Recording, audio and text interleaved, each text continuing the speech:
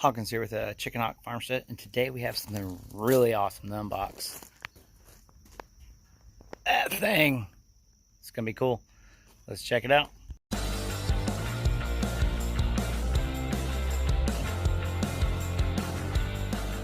So initially I just want to go over the the shipping of this.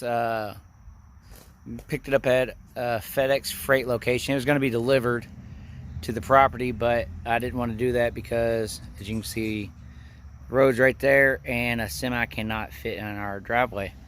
So the semi would have had to stop out there on the road, and that just seemed like a bad idea. Plus I'd have to unload it with the tractor on the forks, and yeah, just not something I wanted to get into. So I called them up, or when they called me and told me it was coming in, I asked if I could pick up at the facility. They said yes. Everything there went smooth and great. The trailer worked out because it was just with the way he had to pick it up and the way it was balanced with the forklift on the forks. We loaded it through from the side, the other side, and stuck it on there. So it worked out good. It looks like the box did take some beating in transport. You can see the wooden top there is not quite where it was initially, and there's a strap tied onto it for some reason. But the rest of the crate, it's a nice metal frame crate there, and it looks like you can kind of see right here there's like a cable, and it's ran through all the parts, ran through the tires, I guess to ensure that nothing comes out. I thought it'd be an enclosed wooden crate, but it's not. That's how it came. But I mean, I don't see any visual signs of dents or damage. I haven't taken a close look, just real brief so far, so got to get in and get some better looks. But yeah, I don't know if I'm gonna take it out in pieces and then lift the main part with the tractor, but we'll get to that here in a bit. But there's a good first look, and then we'll get to breaking this thing down and seeing what all we got and how bad it's gonna be to put it together. All right, first thing I want to point out real quick is this trailer. This makes this kind of loading and unloading so much easier, because not only does the back gate come up and it's a dump trailer so it lifts up, but we also got this side gate here that folds down, so like I could easily load probably 3 pallets in there without a problem and have a forklift load it. And then I got forks on my tractor, so I can use those to unload this. But they're rated at about 1,500 pounds, and this is supposed to be 1,500 pounds. So I'm not wanting to do that, so I'm going to get up here and I'm going to start taking some of these parts and components out, and that way I only have to lift. Should be just the main part of the piece of equipment here. They'll lighten some of that up. But like I showed before, this is a metal cage it's in, and it looks like everything pretty much has been tied or strapped to it to keep anything from falling out. So I mean, it's not bad packaging.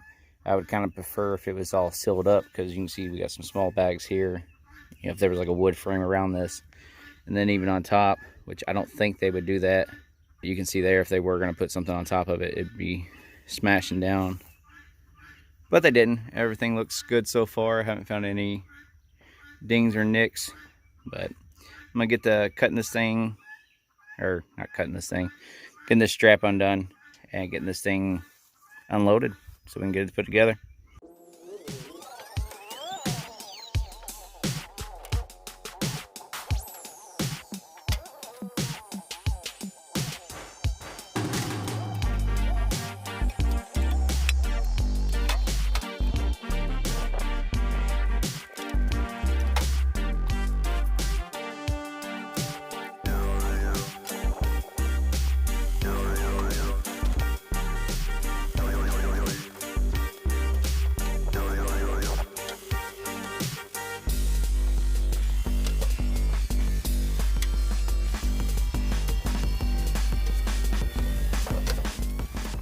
I know I said earlier from down here, there was that little gap that if they set something on top, it could damage the engine.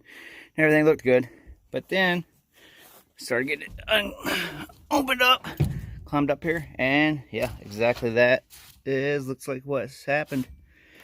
Chipped the paint away, and definitely you can see where that's dented in pretty good, and there's scratches and stuff here, or something went across it. Shouldn't affect anything, I don't think. Like, this hose is still fine and everything, but it just kind of sucks that because of poor packaging, this did get damaged. But so far, that's all I've seen on it, and I'm gonna continue to get this thing unloaded out of here. The idea is I'm gonna put the chain across here and around the outer bars, lift this up and pull it out, because without somebody guiding me, you can't see where these forks are to go inside of under the bottom of this crate. It's just too difficult, so we're just gonna lift it from the top, or I'm gonna lift it from the top because I'm by myself. All right, that's it. Just wanted to get a picture of that and kind of show you that that's the first piece of damage I've seen so far. All right, on to it.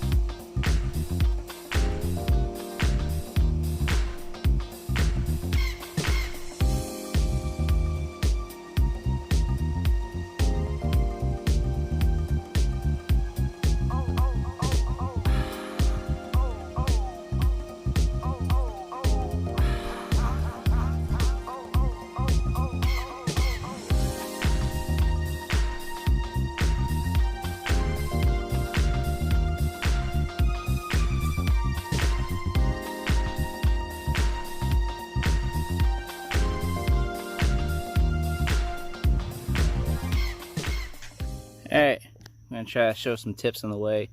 At least I think they're tips. This little thing here, I think it's called a snap ring. It's what holds the jack on. Little crank up jacks. But I don't have the special tool. Goes in there and releases it. But I did find a workaround. Some needle nose pliers and a good size adjustable wrench. And yeah, I'll show you what I mean. I'm going to use these to get that thing off here in a second. That actually isn't insanely difficult. So, let's check it out. Alright, all you're going to do is insert your needle nose pliers to the two holes. And they actually go in there quite well and stayed. And then I just adjusted my wrench out some. And we're going to put this in between the pliers and push downwards so they actually slide along it. As you can see, it spreads the pliers out for you without using too much force, and allows you to remove the ring.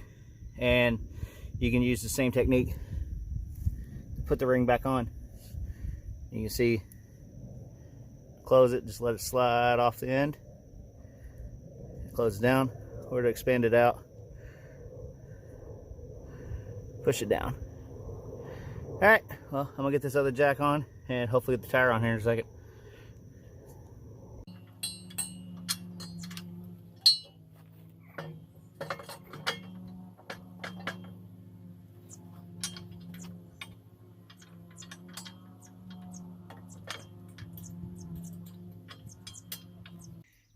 Alright, I know I didn't get any of this on footage or whatever, Luckily I had a friend come over, because putting this together by myself would have been terrible.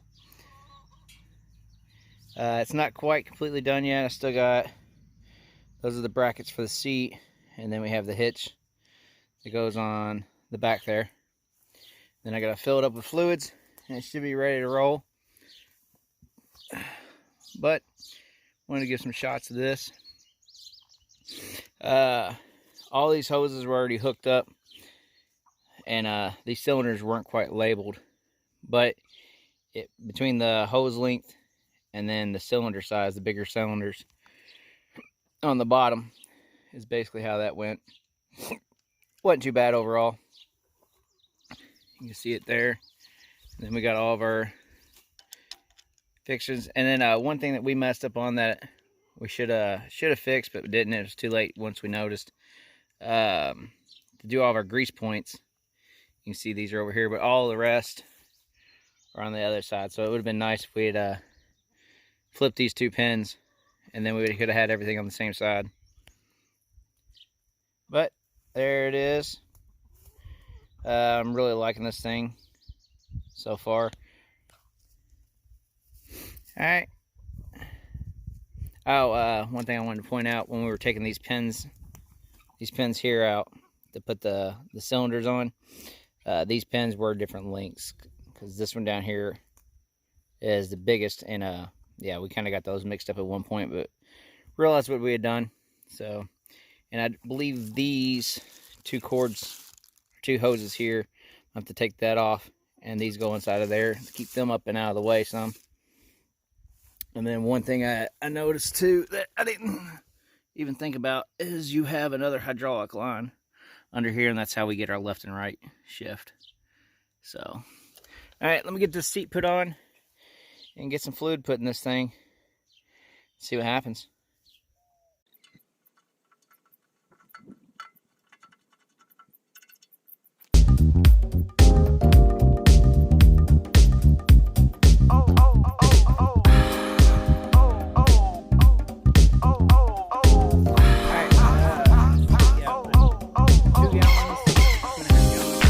Hydraulic fluid in there. But if you looked at the hose, you could tell that there was already some in there.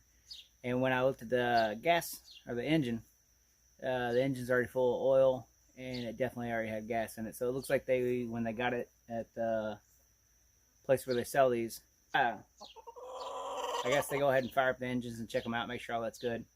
And it looks like they did something with the hydraulics as well, because all the hydraulics lines were already hooked up. They may have put this whole thing together. I'm not sure exactly what they do. But there was hydraulic fluid already in there. There was oil, there was gas, but I just had to top everything off. So I'm gonna go and try first pull and see what happens. All right, I'm gonna turn to the on switch. On. Got our choke on. Got our fuel on. And we got our throttle on low. All right, well, over there underneath the on-off switch, there were some wires, and I started looking at them. They're not connected. So now I got to figure out how to connect them real quick. They're two little, it's kind of butt joints that go together. So let me get these connected, and we'll try starting it again. I didn't want to leave you at just that. Yeah, these wires were kind of like twisted up all together inside of here. And as you can see, it comes from the on-off right here. So yeah, we'll get to that in the final review.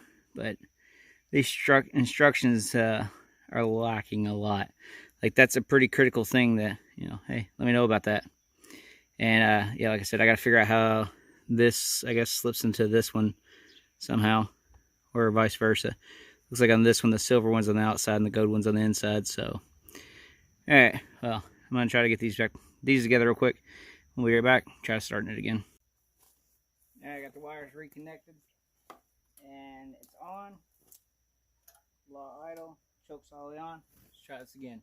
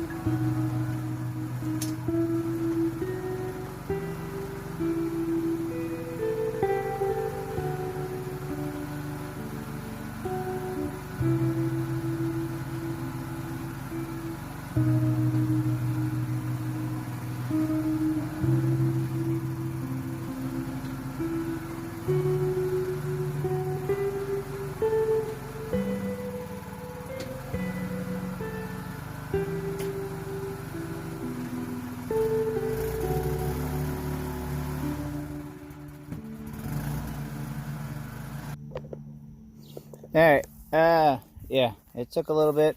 I mean, 20 minutes maybe to try kind of start getting the hang of it. There's a hole. You can see I was digging through a crap load of roots there. Just wanted to see how it did. I mean, those are 1-inch roots or more, and just snapped them right on off. Yeah, you can see this isn't where it was. The video cut out before you could see all this, but I was practicing the crawling, and you can see I started out over here. I was able to pull myself forward, turn myself completely at 90 degrees, actually more than 90 degrees, and then start crawling forward here. I'll get some footage of this here in a second of working the crawling, and I think once you get the hang of it, you can be pretty quick. I mean, it didn't take long to get that little bit of distance. So, yeah, very awesome little tool. All right, let me get some video of crawling real quick, and then I'm gonna go over some of the things I like about it. And yeah, we'll be right back.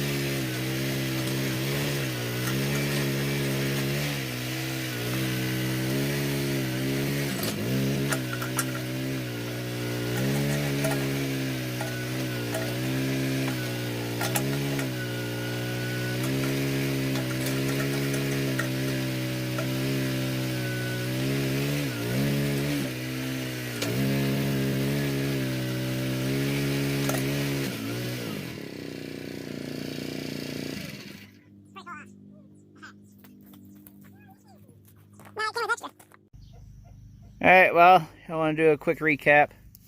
Got the whole thing together. As you see, everything works good. And then, yeah, one other thing to note, that when this comes over, this doesn't come all the way over this way. I was worried these were going to get smashed, but it actually stops here. So it doesn't have a full turn. It doesn't come all the way over to this thing. So that's another good thing. But, like I said, so far, I haven't really used it much. I got to get into it more. But yeah, it seems like it's going to do what I want it to do. It is going to take a little bit of time, but it'd be pretty good. Alright, so yeah, we really like this thing. You like this thing? Yeah. Does it seem pretty cool? Yeah. Are you allowed to play with it? No. No, it's pretty dangerous. Yeah, but it looks scary, but fun for Daddy, not fun for me. Yeah, it's a little scary on top, but it's very stable. So, I mean, moving around was a little jerky. It's just going to take some getting used to.